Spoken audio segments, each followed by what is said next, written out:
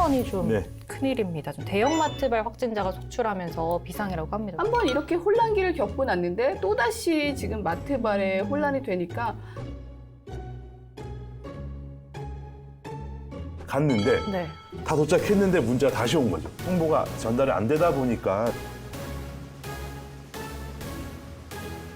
나 뭐 열 없는데 뭐 나 증상 없는데 내가 굳이 거기 가서 그렇게 받아야 돼? 계속해서 등교 제한이 있으면 아무래도 학력 격차라던가 사회성 뭐 이런 문제에 대해서는 우려는 계속 나올 것 같아요.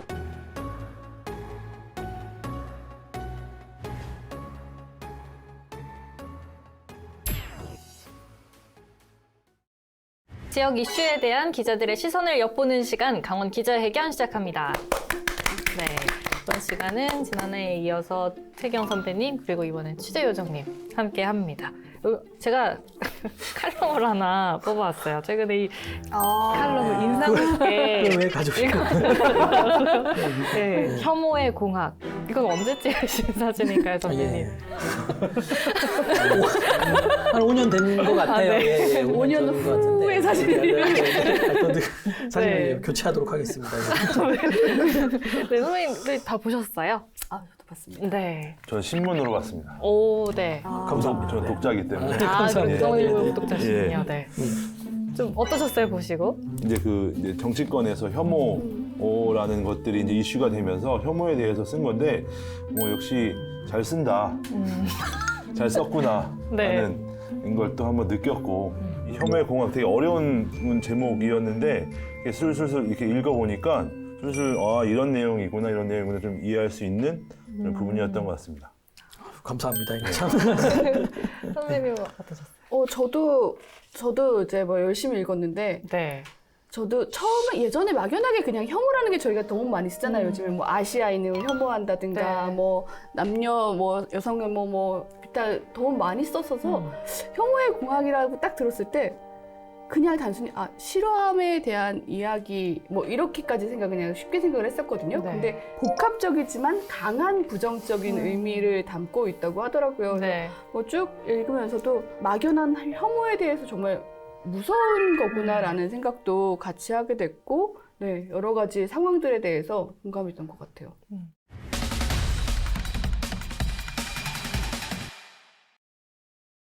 본격적으로 이제 강원 기자회견 시작해 보도록 하겠습니다. 네, 지금 도내 코로나19 확진자 수가 지금 춘천, 속초, 원주 등을 중심으로 계속 늘어나고 있는데 그 중에서도 지금 춘천이 좀 큰일입니다. 좀 대형마트발 확진자가 속출하면서 비상이라고 합니다. 선생님 설명해 주시죠. 예, 춘천의 한 대형마트에서 확진자가 8명이 집단 감염이 됩니다. 이렇게 되면서 춘천시가 좀 강수를 뒀어요. 결국은 갔다 온 사람 모두 검사 받아라라는 이제 이런 그 권고를 했는데, 솔직히 대형마트를 안 가는 사람들이 거의 없잖아요. 춘천 지역에 대형마트가 한 4개 정도 있는데, 일단 대형마트 다닌 사람들. 근데 문제는 대형마트에는 이렇게 찍는 게 없잖아요. 내가 왔다라고 하는 방명록 같은. 네네네. 예, 그게 없기 때문에 출입명부 작성을 안 하기 때문에 되게 어려운 거예요. 그게 없기 때문에 다 춘천 시민한테 이제 재난 문자를 통해서 통보를 했고, 일단은 이거로 인해서 계속 확진자가 이어지고 있습니다. 지금 28일 기준 이 대형마트 관련 확진자가 23명이 나왔고요. 네. 문제는 그 감염 경로를 모르는 확진자들이 계속해서 발생을 하고 있어서 역학조사를 하더라도 경로를 모르기 때문에 어떻게 좀 계속 퍼지는지 이게 아직 갈피를 못 잡고 있는 것 같아서 이게 가장 큰 문제인 것 같고요. 다행인 거는 아직까지 이제 그 마트를 다녀와서 이렇게 확진을 받은 사례는 그렇게 많지는 않습니다. 그러니까 지금 22,000명 정도가 이 검사를 받았는데 22,000명 중에서 이 확진을 받은 사람이 그렇게 많지 않기 때문에 그 사람들, 그러니까 이 마트 이용객들에 대한 감염은 크게 없는 것 같고, 이제 문제는 마트에서 이제 그 확진을 받은 직원들과 그 가족들, 또 그 가족들에 인한 N차 감염이 좀 계속 이어지지 않을까 좀 우려되는 상황인 것 같습니다.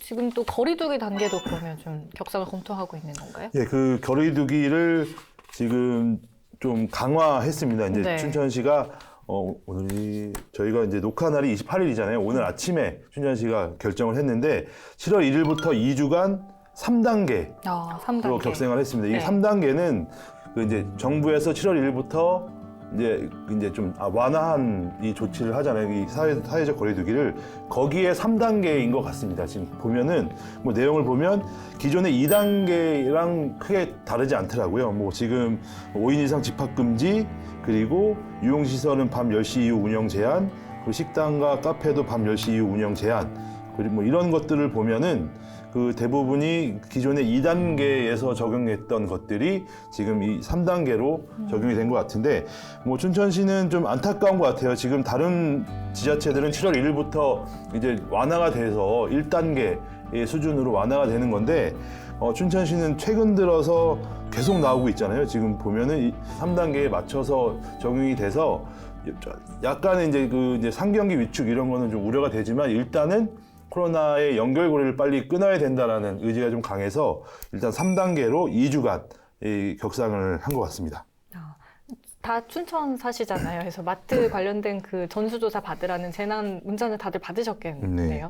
근데 이게 원래 기간이 원래 검사 대상이나 뭐 이런 게 좀 바뀌어가지고 처음에 좀 혼란스러웠다고요. 제가 여기 중심에 서 있는데 네. 네, 저는 아니지만 저희 그 이제 가족이 네. 저희 엄마가 원래는 18일 금요일 날 이제 네. 마트를 다녀와서 문자를 딱 처음 받았을 때 전화가 온 거예요. 저는 이제 딴 데 나가 있었고, 나 어떻게 빨리 가서 받아. 그래갖고 차를 끌고 호반체육관으로 막 빨리 받아야 되는 거 먼저 갔는데 네. 다 도착했는데 문자가 다시 온 거죠. 그러니까 그게 한 15분 정도 걸렸는데 15분 만에 21일로 변경이 된 겁니다. 그 전까지는 그 18일부터 마트를 방문한 사람들 검사 받아라. 좀 약간 애매했어요. 18일부터 언제까지가 없었고, 그러니까 18일부터 받아라.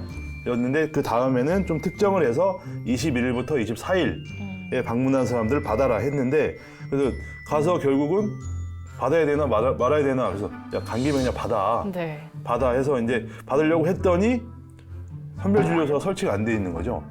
네, 그러니까 시간대도 이제 알려주지 않았던 거예요. 그래서 네. 그 다음에 온 문자에는 1시부터라고 이제 변경이 돼서 왔고, 그러니까 결국 홍보가 전달이 안 되다 보니까 좀 이런 사람들이 혼란이 좀 많이 가중된 것 같습니다.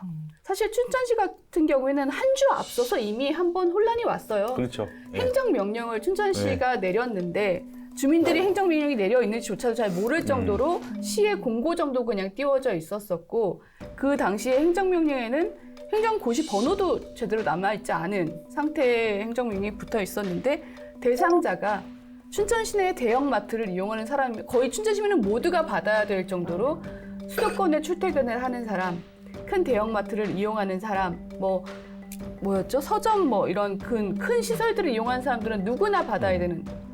네, 그렇게 해서 그렇지 않을 경우에 맨 밑에 200만 원 이하의 과태료. 네, 과태료를 부과할 수 있다가 뒤에 딱 있으니까 난리가 난 거예요.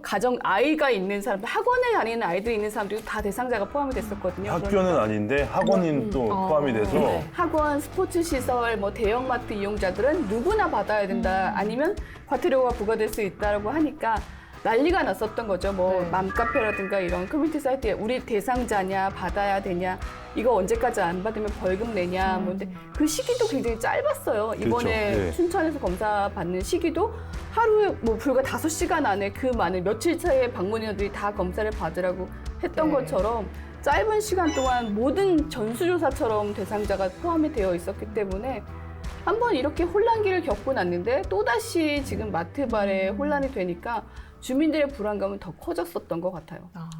방역 당국을 성토하고 싶지는 않은데 네. 이제 얘기를 안 할 수가 사실 없는 부분이 네. 저희가 다 처음 겪는 일이다 보니까 충분히 벌어질 수 있는 일이라고 생각은 합니다. 다만 이제 가장 중요한 것이 이렇게 이제 대형 마트처럼 이제 대형 다중이용 시설에서 터졌을 경우에 쌍끌이식으로 그렇죠. 다 그 네. 주변에 있는 사람을 전수조사하는 수밖에 없는데, 어떤 이 검사 방법에 대한 불신, 4시간, 5시간을 기다려서 검사를 받아야 되는 그렇죠. 그런 상황들. 네. 그럼 당장 다녀왔음에도 불구하고 나 열 없는데 나 증상 없는데 내가 굳이 거기 가서 그렇게 받아야 돼? 이런 불신들이 네. 그렇게 되면 방역에 구멍이 생기는 거거든요. 사실은 이제 춘천시의 뭐 인력만으로 당연히 한계가 있죠. 그리고 이런 것들에 대한 초동기 훈련이 돼 있지도 아직 않았을 거고요. 우리 이런 것들을 좀 다른 지역, 다른 시군에서도 조금 참고 본보기 삼아야 될 필요가 있다고 생각을 하고요. 강원도에서도 이런 상황들이 다른 시군에서 충분히 벌어질 수 있습니다. 그 마트라는 뭐 굉장히 일상적인 공간이고 다른 시설도 많이 있기 때문에 기동 대응팀이 있어야죠. 그렇죠. 그게 바로 중요한 것 같아요. 인력을 춘천시 보건소 인력이 그걸 어떻게 다 그 인력이 모자르기 때문에 사실 다 생기는 문제들인데 기동 대응이 가능한 체제가 갖춰져 있어야 되는데 이런 것들이 지금 하나도 안 돼 있기 때문에 방역에 대한 불신이 생길 수밖에 없거든요. 이런 부분 좀 정비를 해줘야 될 것 같아요. 좀 강원도청에도 공무원 확진자가 나왔잖아요. 좀 관련해서 좀 추가 확진자는 없나요? 지금 상황은 일단 지금 4명이 나왔어요. 도청에서 4명이 맞는 것 같은데 지난주에 2명이 나왔고 그로 인해서 이제 2명이 또 추가 고리로 4명이 총 나왔는데 별관 안에서 통제되고 있고 네. 그리고 뭐 본관 신관으로 이제 넘어오게 되면 이제 문제가 걷잡을 수 없이 확산이 될 수 있는데 아직은 뭐 넘어오지 않았고 그리고 뭐 도청도 전수조사를 했죠. 네, 전 직원 전수 네. 조사를 했고 네. 뭐 여기서 더 확산되지는 않을 것 같아요. 그래서 당연히 뭐 행정 공백은 뭐 그렇게 크지는 않아 보이는데 지금 환자가 발생한 것도 사실은 이제 복지 정책 파트예요. 이제 복지 파트 이제 사실 코로나19와 연관이 있는 파트인데 뭐 직접 방역을 담당하는 공무원들이 감염된 것은 아니지만 뭐 조심할 수밖에 없는 서로 다 조심할 수밖에 없는 그런 상황인 것 같아요. 네. 네. 저는 지금 전수조사를 하는 거에 대해서 되게 좀 찬성인 것 같아요. 왜냐면 예전에는 코로나19에 걸리면 막 호흡도 어렵고 막 이런 분들이 많았는데 최근에는 그냥 단순 그냥 열이 좀 나고 그냥 기침이 좀 나고 무증상자들이 워낙 많기 때문에 이런 분들이 이번 기회를 통해서 이렇게 하나둘씩 나오고 있지 않나 하는 생각이 들어서 좀 전수조사 그리고 이제 지금 뭐 진단 키트도 좀 확대를 해서 이제 가서 꼭 받는 거 말고 자가 진단을 해서 이런 것들도 좀 도입이 필요하지 않나라는 좀 생각이 듭니다. 또 7월부터는 원래 강원도 내 초중고등학교가 다 전면 등교를 하려고 했는데 이 계획에도 그러면 좀 차질이 있겠네요. 그렇죠. 지금 이제 강원 교육 당국에서는 그동안 워낙 등교를 못하니까 네. 학생들이 사회성도 떨어지고 뭐 이런 문제가 계속 나와서 야, 이제는 등교를 시켜야 되지 않냐. 좀 이제 방역도 잘 됐고 백신도 맞게 되고 하면은 자 이제 방역을 좀 이제 등교를 좀 시켜야 되지 않냐 하는 이제 이런 이유로 네. 전 이제 등교 제한 기준을 좀 했는데 도교육청은 일단은 전면 등교는 유지한다. 단 춘천은 상황을 봐야 된다. 아마 춘천은 이제 지금 거리두기 3단계 오늘 선포를 했기 때문에 격상이 됐기 때문에 아마 전면 등교는 어렵지 않을까 하는 생각이 들고 전면 등교 근데 전면 등교에 대한 좀 불안감이 또 많이 있습니다. 지금 많은 이제 부모들이 야, 과연 방역을 잘 하는 거야, 니네? 라는 의문점을 좀 많이 갖고 있고 제일 중요한 건 그러니까 뭐 이번 춘천의 한 초등학교에서도 좀 논란이 좀 많이 됐었잖아요. 뭐 선생님이 마스크를 썼니 안 썼니, 뭐 학생들이 마스크를 썼니 안 썼니 이런 것들에 대한 논란이 계속 있었기 때문에 좀 이런 것들을 좀 더 강화하고 보완을 해서 전면 등교를 해도 늦지 않냐라는 이런 의견도 많이 있어서 조금은 불안한 것도 없지 않은 것 같습니다. 지금 이 도민들의 생각을 보면. 네. 근데 이렇게 계속해서 등교 제한이 있으면 아무래도 방금 말씀해주신 것처럼 뭐 학력 격차라던가 사회성 뭐 이런 문제에 대해서는 우려는 계속 나올 것 같아요. 좀 어떻게 좀 우려되는 부분 좀 어떤 게 있으실까요? 저는 일단은 뭐 학력 격차도 그렇지만 저희가 계속 얘기했던 그 확진자가 좀 많이 나왔던 초등학교의 경우에 저학년의 아이들이 확진이 됐었어요. 근데 네. 이제 이 어린아이들이 부모를 떨어져서 혼자 가서 있어야 되는 그 시간들이 아이들이 견딜 수 있는 게 굉장히 힘들다라는 거죠. 다행히도 이번에는 그 교사들이 많이 걸린 교사들 중에 자진해서 우리가 아이들을 좀 케어하겠다는 선생님들이 있으셔서 네. 함께 아이들과 이제 그 시설에서 아이들을 케어하면서 계세요. 근데 그렇지 않을 경우에 뭐 1, 2학년 어린 아이들이 그냥 뭐 7살 막 이렇게밖에 안 된 아이들이 혼자만 확진이 겼을 경우에 부모와 떨어져서 그 시설에 있을 때에 대한 두려움이라든가 이거는 감당하기가 훨씬 그렇죠. 더 크기 때문에 그런 거에 대한 대안들도 같이 좀 이루어질 필요성이 있고 그리고 지금 뭐 부모들이 불안한 건 그것도 있더라고요. 저희가 얘기 들어보니까 학교를 가고 안 가고의 불안함과 함께 가는 게 아이들이 그렇게 이제 확진될 경우에 대한 이후의 대응 조치에 대해서 굉장히 불안감을 느끼는데 최근에 지난 주말이었어요. 또 다른 학교에서도 확진자가 네. 나왔어요. 네. 거기 역시 저학년의 아이와 부모가 확진이 됐는데 그 아이와 같은 학년이거나 전후 학년의 아이들은 이제 같이 등교를 했기 때문에 빨리 내가 우리 아이가 검사를 받아야 하는지 아는지를 알아야 하는데 확진이 됐다는 통보가 온 이후에 검사 대상이다라는 걸 연락을 받는데 거의 6시간 반나절 이상이 걸렸다고 하더라고요. 근데 이제 그 시간 동안의 불안감이 집에서 아이들은 그 소리를 듣고 울고 정말 큰일이 났다라고 생각을 하니까 그거에 대한 두려움이 굉장히 커졌더라고요. 그래서 제가 봤을 때는 코로나19가 뭐 확산되고 이 상황 속에서 아이들이 등교를 하지 못할 경우에 그거에 대한 불안감을 좀 해소할 수 있는 교육도 같이 좀 이루어져야 될 것 같고 그리고 어린 아이들이 확진이 됐을 경우에 대한 대응 조치도 좀 더 정확하게 뭔가 체계가 잡혀야 되지 않을까 그게 불안감을 더 조장하지 않을까라는 생각들이 들었어요. 네. 그래서 지금 이렇게 재확산이 좀 우려되고 있는 상황에서 좀 하루빨리 좀 집단 면역이 형성이 됐으면 하는 바람도 커지는데 지금 백신 접종이 계속 진행되고 있습니다. 선배님은 백신 맞으셨잖아요. 예, 맞았습니다. 예. 선배님은 맞으셨나요? 예, 저도 맞았습니다. 맞으셨나요? 뭐 아재 맞았습니다. 그러셨어요? 자녀 백신이 어. 그게 가능하셨어요? 네. 그래도 뭐 광클. 운 좋게 광클해서 성공을 해서 네. 아재에 맞았어요. 뭐 1차까지만. 1차까지만 9월에 2차를 네. 뭐 이상 반응이나 이런 건 없으셨어요? 열이 굉장히 많이 났어요. 네, 뭐 그 자체 너무 좋았습니다. 백신이 반응하고 있구나.